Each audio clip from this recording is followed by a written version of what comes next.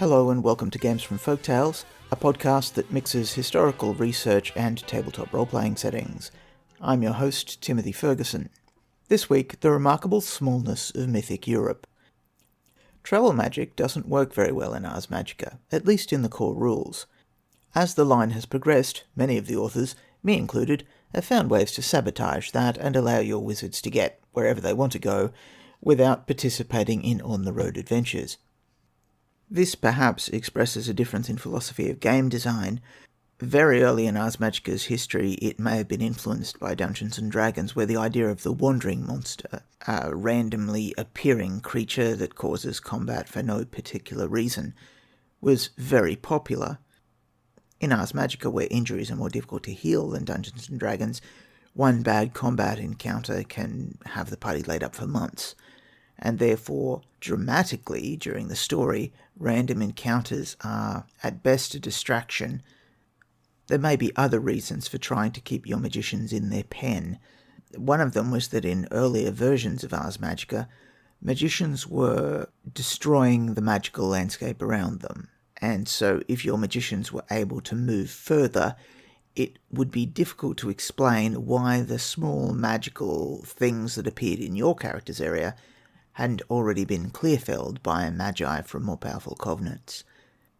The current edition gets around this somewhat by having geographical features generate their own magical spirits, which are in some sense persistent. Even if the spirit of a mountain is destroyed, because the mountain is there, eventually a spirit will be generated instead, or the mountain will fall down and something else will take its place. You'll get a spirit of the plain. Fairies are mobile and have the ability to re-emerge from Arcadia even if destroyed or harvested. Well, perhaps. It deliberately doesn't say how they work, and this is so that the magicians don't just destroy the fairy forests around them in increasingly broad concentric circles, making the land mundane.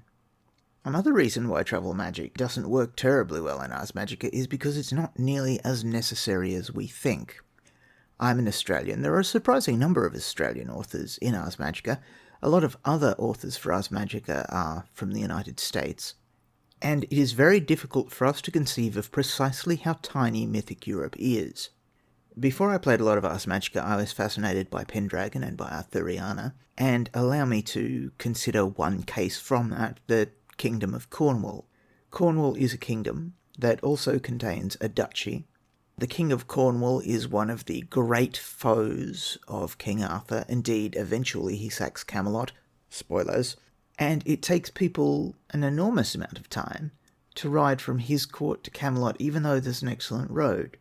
Now, we may take from this the view that Cornwall is massive, but it's not. It's slightly smaller than Long Island in the United States, and for Australians it's about twice the size of Fraser Island.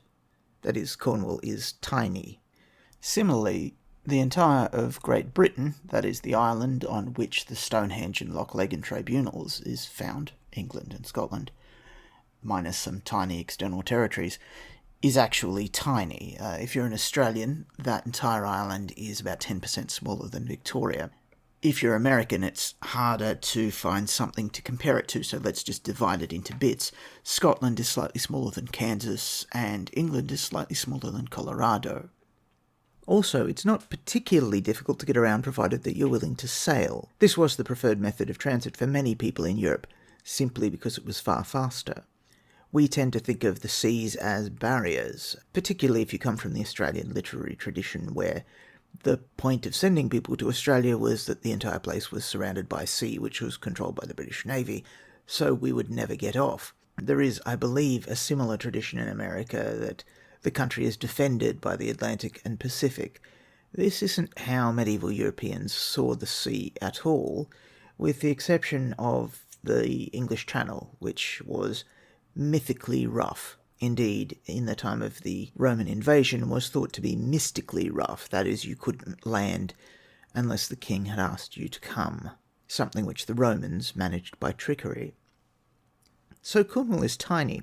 It doesn't seem tiny to us, however, because we have a lot of sources, which means that the amount of folkloristic material which we can find for quite large cities in other places, like Hungary, is the same as the amount of folkloristic material we can find for quite small villages in areas whose populations are either English-speaking or who have been superseded by English-speaking people.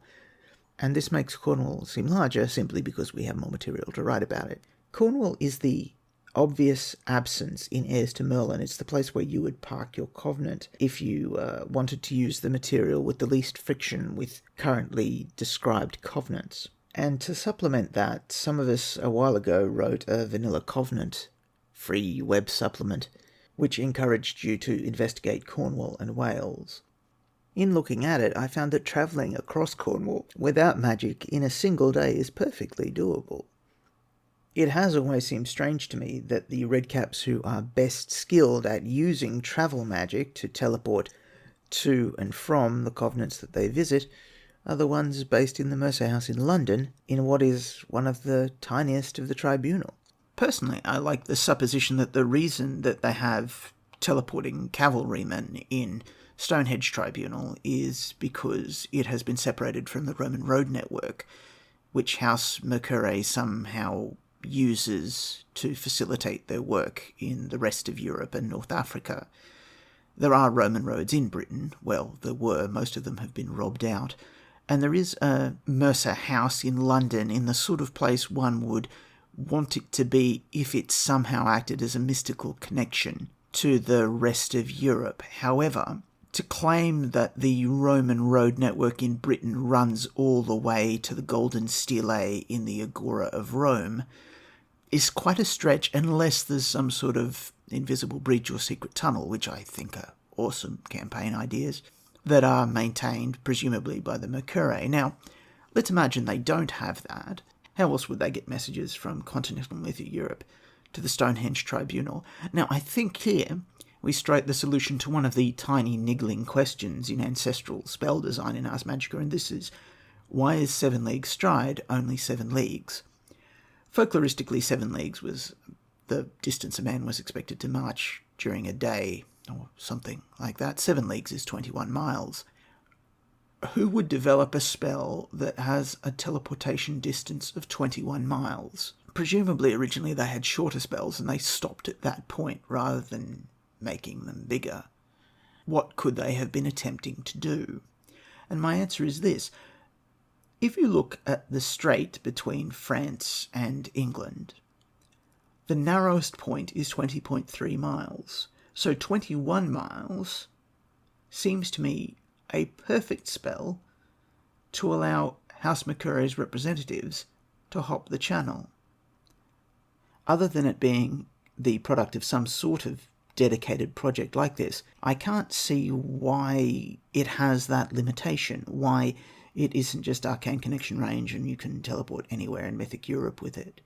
So to summarise, for players outside of Europe, one of the reasons that you may feel that your character needs travel magic is because you don't understand precisely how small Mythic Europe actually is.